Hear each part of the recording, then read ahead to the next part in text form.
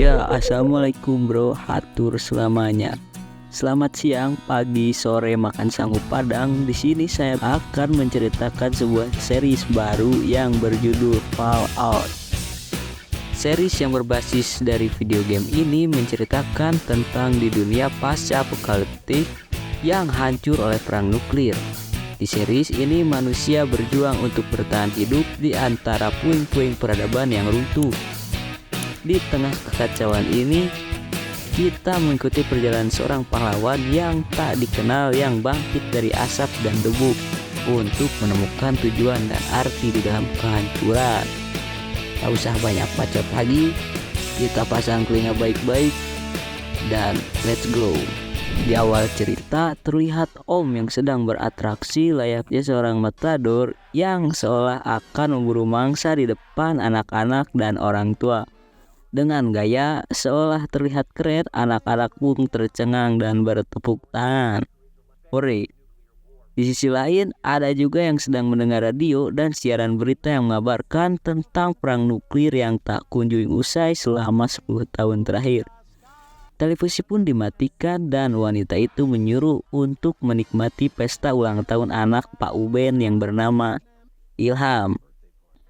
Selagi menikmati pesta, lalu tiba-tiba cahaya putih pun terlihat. Sang matador dan anaknya pun tercengang sembari mengancungkan jempol. This is Fallout. 219 years later, atau 219 tahun kemudian. Diawali dengan interview seorang wanita bernama Lucy yang merupakan seorang kontributor aktif di komunitasnya, wanita yang terampil dan berpartisipasi dalam asosiasi pemilihan muda dan turut aktif di bidang olahraga di komunitasnya dan lain sebagainya. Dengan itu dia menyerahkan formulir kepada Dewan untuk ikut barter triennial dengan Vault 32. Dewan pun menyetujuinya dengan jam segede titik. Pesan pun masuk ke jamnya si Lucy, dan ini merupakan interview untuk menikah. Kemudian scene pun berpindah kepada si Lucy dan teman-temannya yang sedang mempersiapkan pesta pernikahannya di tanggal 17 Maret 2294. Lucy pun bergegas menuju pelaminan didampingi oleh ayahnya. Lucy yang tak tahu siapa calon suaminya dipanas-panasi oleh adiknya dan berkata, "Apa kau tahu siapa suamimu? Mungkin dia berkondom bersaru berbadan kecil, mungkin saja kepalanya botak tapi tidak podcast, atau mungkin seorang alim yang akan membawamu ke surga." Lubang demi lubang dilalui dan pintu terakhir tidak bisa dibuka. Lucy yang mengira ada yang salah beranggapan bahwa ini ulah sepupunya karena sepupunya mencintainya, tapi Lucy dengan tegas menjawab, "Kita ini sepupu, tidak mungkin kita bersatu." Akhirnya sepupunya pun sadar dan membuka gerbang terakhir yang merupakan perbatasan gerbang antara distrik Vault 32 dan Vault 33. Pernikahan ini merupakan pernikahan barter antara Vault 32 dan 33 karena Vault 33 membutuhkan benih dan suku cadang mesin, sedangkan Vault 32 membutuhkan peternakan. Lalu Lucy pun menanyakan mana pria yang akan dia nikahi. Kemudian berjalanlah seorang pria dan ya, keluarlah sosok makhluk Jack Grealish yang merupakan god kita. Lalu ia mengatakan bahwa dirinya bernama sebuah nada yang berasa anggur, yaitu Monty. Dengan full senyum, Lucy pun bahagia karena pasangannya tampan mirip god, walaupun namanya sama dengan cinta. Lanjut ke acara pesta tanpa rendang, suwir hayam dan juga dangdut. Pernikahan pun berjalan begitu bahagia. Di sini Lucy bertanya kepada Monty dan berkata, "Apakah kamu besar berurat dan berapa jumlah spermamu?" Karena sperma atau kita sebut bulu sangat penting untuk melestarikan kehidupan manusia. Setelahnya sang bapak Lucy mengadakan khotbah di mana ia menyampaikan bahwasannya hidup ini sementara, jauhi zina, alkohol karena itu adalah perbuatan dosa dan dilarang oleh agama. Semoga kita selamat di dunia dan akhirat. Amin. Setelah halal, Monty meminta untuk diantar ke rumah barunya. Lucy pun mengantarkannya ke rumah baru yang sudah rapi. Monty yang tak menahan kuasa nafsunya langsung menutup pintu dan Lucy pun digonjol. Berpindah ke adik si Lucy yang penasaran dengan Vault 33, mencoba memasukinya. Dan ternyata setelah ia melihat di mana perkebunan mesinnya rusak, ia mencoba ke ruang operator. Adik Lucy pun kaget dan berlari. Scene kembali berpindah kepada pasutri baru. Setelah melakukan pengejutan hebat, Lucy merasa aneh karena jam menunjukkan sesuatu. Lucy melihat jam tersebut dan ternyata jam mendeteksi bahwasannya Monty merupakan orang luar dan merupakan seorang penjara yang berbahaya. Mereka pun melakukan perkelahian hebat di mana Lucy tersusuk oleh pisau dan Monty digeplak oleh gelas gede sehingga merobek leher Monty. Alhasil kemenangan diraih oleh Lucy dengan hasil TKO. Lucy pun keluar kamar dan melihat kondisi di luar ternyata sudah terjadi perang Badar, di mana ternyata Vault 33 sudah diambil alih oleh penjara dan menipu Vault 32. Drama saling colok dan saling tembak pun terjadi secara dramatis. Di sisi lain terlihat adik Lucy yang sudah hampir dibunuh diselamatkan oleh Lucy dan membawa adiknya untuk bersembunyi di sebuah ruang bawah tanah. Tapi ternyata tiba-tiba Monty yang sudah dihajar oleh Lucy tadi kembali menghampirinya dan menyekek Lucy. De Fortuna pun kembali memihak kepada Lucy dan di mana ayah dari Lucy tiba-tiba datang dan menggeplak kepala Monty dan membuat Monty sesak nafas. Pertarungan dimenangkan oleh Babe Lucy. Kemudian Lucy dan ayahnya pun berlari ke ruang perbatasan. Terlihat bahwa Vault 33 sudah menyandar beberapa orang dari Vault 32. Wanita yang mungkin ketua dari Vault 33 tersebut bernegosiasi dan memberikan pilihan kepada ayah Lucy.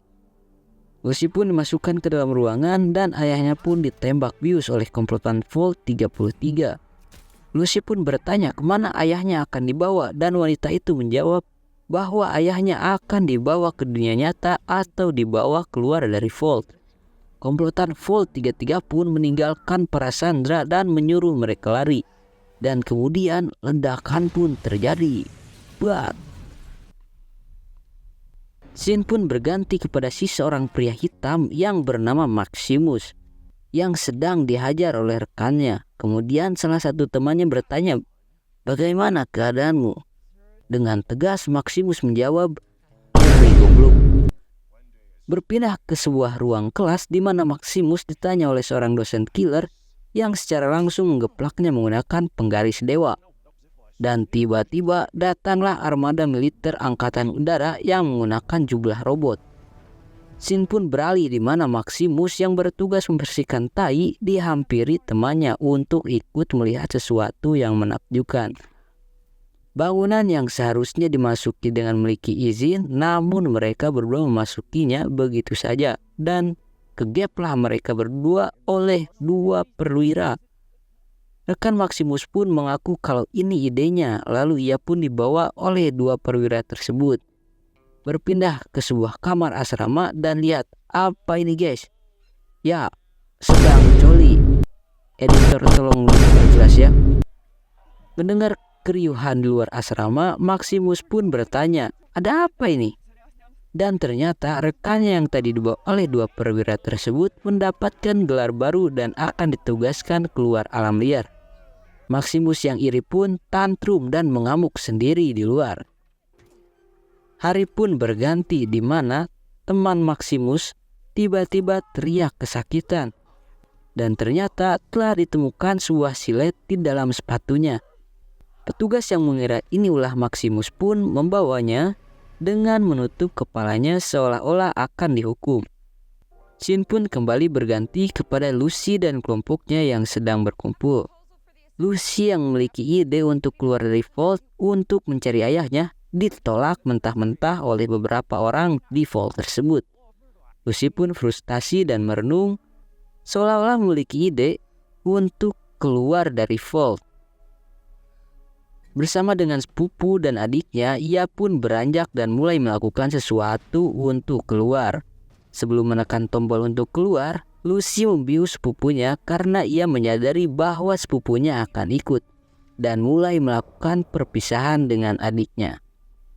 Tombol pun ditekan dan beberapa orang Volt tiba-tiba datang dan mencoba mencegahnya.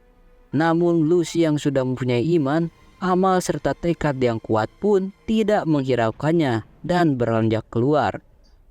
Setelah berada di luar, Lucy melihat keadaan sekitarnya di mana banyaknya mayat dan tengkorak. Dengan tekad yang kuat pun, Lucy bersemangat dan mengucapkan Bismillahirrohmanirrohim. Scene pun kembali berpindah kepada Maximus yang sedang diinterogasi. Si kakek penginterogasi itu menuduh kalau Maximus yang melakukan tindakan yang melukai rekannya tersebut. Maximus yang awalnya merasa tidak melakukannya, tiba-tiba mengatakan bahwa memang ia yang melakukannya. Si kakek pun murka dan menanyakan pesan terakhir dari dirinya. Lalu Maximus pun berpesan, saat semua pekerjaan dirasa makin tidak menyenangkan, ingatlah akan cicilan. Namun siapa sangka pesan terakhir itu justru dapat meluluhkan hati si kakek dan mengangkat Maximus menjadi pengawal baru kesatria tikus. Maximus pun menyeguk temannya dan mencurigai bahwa salah satu rekannya lah yang mencelakai teman Maximus. Kemudian Maximus pun berlanjut ke sidang pengangkatan dirinya dan disumpah bahwa ia akan menjalani misi dan tugasnya terutama melindungi tuannya, yaitu kesatria tikus atau si kakek yang menginterogasinya tadi. Scene pun berpindah ke upacara pelepasan Maximus yang akan berangkat menjalani misi dengan target yang telah diberikan. Dengan full senyum, Maximus pun berangkat dan mengucapkan Bismillahirrohmanirrohim. Scene pun berganti kepada sebuah kelompok koboi kecil yang mengatakan kalau mereka akan membangkitkan mutan, di mana kelompok ini menggali sebuah kuburan dan mengeluarkan peti yang dipancing oleh seekor ayam.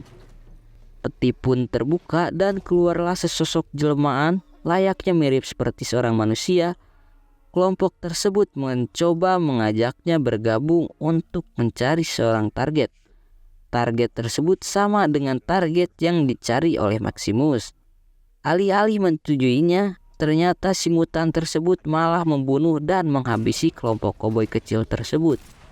Dan mutan tersebut mungkin disebut The Ghoul. Tamat. Sekian mungkin episode 1 series Fallout kali ini. Oleh karena itu, mari kita lihat apa yang akan terjadi selanjutnya.